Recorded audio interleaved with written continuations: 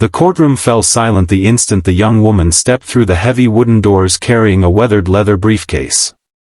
Every attorney turned to stare as she calmly walked toward the witness stand. The powerful corporation that had spent months trying to destroy one exhausted single father suddenly looked uncertain for the very first time. No one understood why the stranger's eyes filled with tears when she looked at the man sitting alone at the defense table. Then she spoke the words that changed every life in the room forever. She wasn't there to represent the billionaire company. She was there to save the man who had once saved a forgotten little girl that nobody else believed was worth loving. If you believe kindness, forgiveness, hope, and second chances can change lives, please take a moment to like this video, leave a comment, share it with someone who needs encouragement today, and subscribe to our channel so our community can continue sharing inspiring stories like this one. 15 years earlier, Carson Hale never imagined that a single decision made during an ordinary spring afternoon would shape the rest of his life. He was a hardworking mechanic living in a quiet American town, raising his 6-year-old son, Owen, after losing his wife to a sudden illness. Every day felt like climbing a mountain. Bills piled higher than his paycheck, grief followed him everywhere, and exhaustion became a permanent part of his life. Yet no matter how difficult things became, Carson refused to let bitterness replace compassion.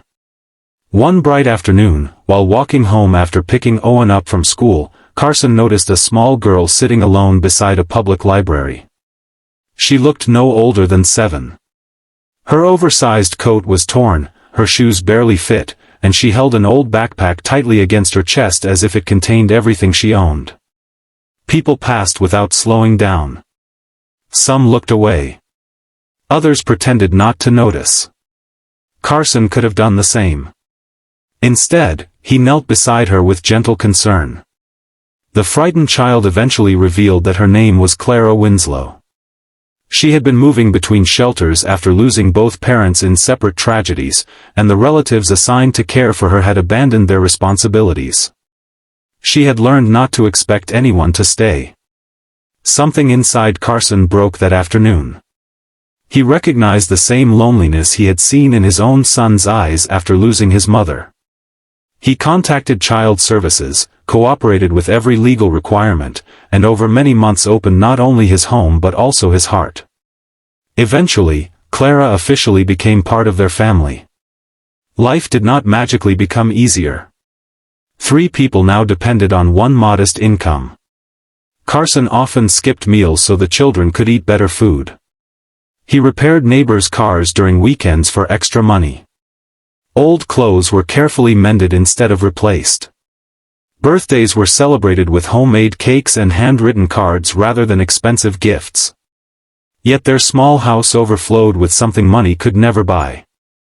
It became a home filled with laughter, honesty, and unconditional love. Clara carried deep emotional scars. Loud voices frightened her. She hid food beneath her bed because she feared going hungry again. Every time Carson left for work, she worried he might never return.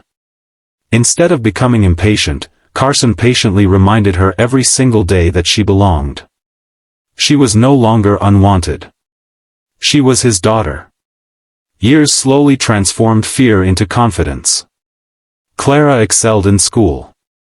She discovered a remarkable talent for reading complicated documents and solving difficult problems. Teachers admired her determination, while classmates respected her quiet kindness. Whenever anyone praised her achievements, she always smiled and remembered the man who had taught her that her past did not define her future. Carson's small repair shop gradually expanded into a respected automotive manufacturing business specializing in innovative commercial vehicle components. Customers trusted his honesty more than flashy advertising. He hired struggling workers who simply needed someone willing to give them another chance. Many employees considered the company an extended family because Carson believed character mattered more than perfect resumes. Clara eventually earned a scholarship to one of the nation's most respected law schools. Carson cried with pride during graduation, although he quietly worried about the enormous expenses that still remained. Clara noticed his concern but never allowed him to carry it alone. She studied harder than ever, worked part-time, and graduated near the top of her class. Before joining any prestigious law firm, Clara spent time volunteering for organizations helping children in foster care. She understood their fears because she had lived them herself. Every child she encouraged reminded her of the frightened little girl sitting outside that library years before. Meanwhile, Carson's growing company attracted attention from a ruthless corporate conglomerate determined to eliminate smaller competitors. The corporation offered enormous sums to purchase his business.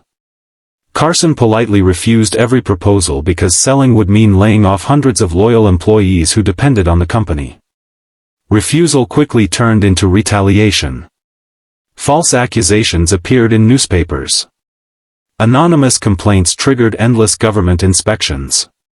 Former suppliers mysteriously canceled contracts after receiving pressure from powerful executives.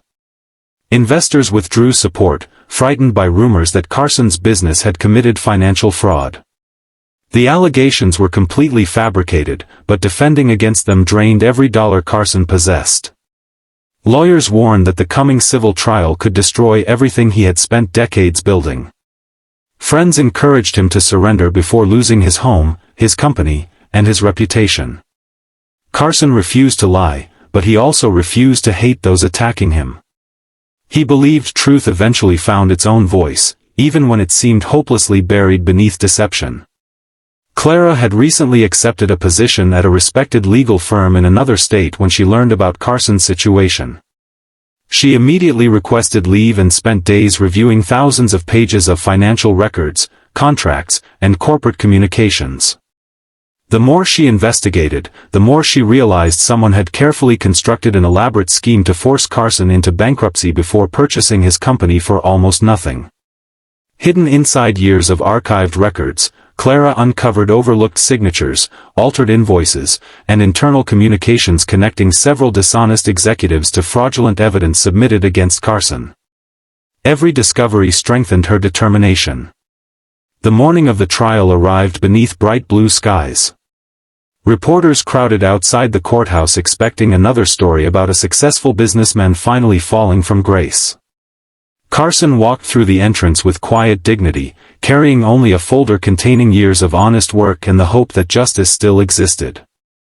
Inside the courtroom, the corporation's expensive legal team appeared confident. Their witnesses repeated carefully rehearsed accusations. Experts presented complicated financial charts intended to confuse the judge. Everything seemed to move exactly as the corporation had planned. Then the courtroom doors opened. Clara entered carrying the leather briefcase Carson had given her as a law school graduation gift. She walked with calm confidence built through years of discipline, sacrifice, and gratitude. Carson stared in disbelief as the little girl he had rescued 15 years earlier stood before the court as a brilliant attorney. Permission was granted for Clara to present newly discovered evidence. Patiently and methodically, she dismantled every false accusation. Altered timestamps exposed forged documents. Hidden financial transfers revealed secret payments. Internal correspondence proved senior executives had coordinated an illegal campaign to manipulate suppliers, intimidate witnesses, and manufacture evidence against Carson's company. The atmosphere inside the courtroom changed completely. Confidence disappeared from the opposing attorneys' faces. Jurors leaned forward with growing disbelief. Even experienced reporters realized they were witnessing something extraordinary. Clara never spoke with anger. She relied entirely on facts, integrity, and careful preparation. Every piece of evidence reflected the values Carson had taught her since childhood. Truth did not need to shout when supported by honesty.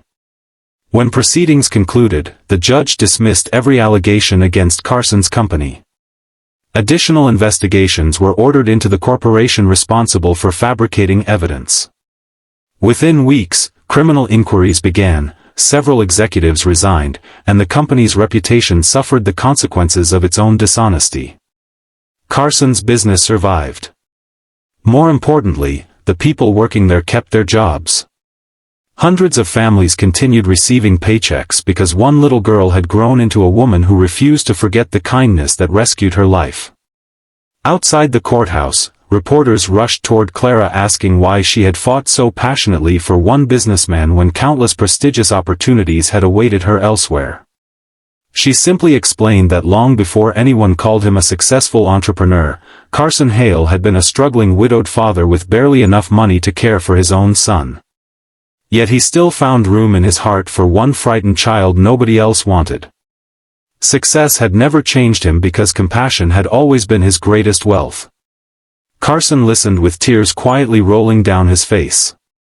He realized that the greatest achievement of his life had never been building a successful company. It had been choosing love over convenience on an ordinary afternoon when nobody was watching. Months later, Clara established a legal foundation providing free representation to children leaving foster care and families facing injustice. Carson proudly funded the organization, not because he sought recognition, but because he believed every child deserved the same chance Clara had received. Their story spread far beyond their hometown. It reminded people that true generosity rarely produces immediate rewards. Sometimes kindness waits years before revealing the incredible lives it has quietly transformed. A single compassionate decision may echo across decades, changing destinies that once seemed hopeless. Before this story ends, we'd love to hear from you. Please leave a meaningful comment telling us what lesson touched your heart the most, or share a moment when someone's kindness changed your life forever. If this story touched your heart, please like this video, leave a meaningful comment, share it with someone who needs hope today, and subscribe to our channel so you never miss another emotional journey. As Carson looked proudly at the daughter he had chosen rather than inherited, he understood that families are not always created by blood. They are built through sacrifice, loyalty, forgiveness, and the quiet courage to believe in someone when the rest of the world walks away. The empire Clara saved was never just a business. It was the legacy of one ordinary man whose extraordinary kindness proved that the greatest investment anyone can make is in another human being. And 15 years later, that investment returned not in money, but in love, justice, and a future brighter than either of them had ever dared to imagine.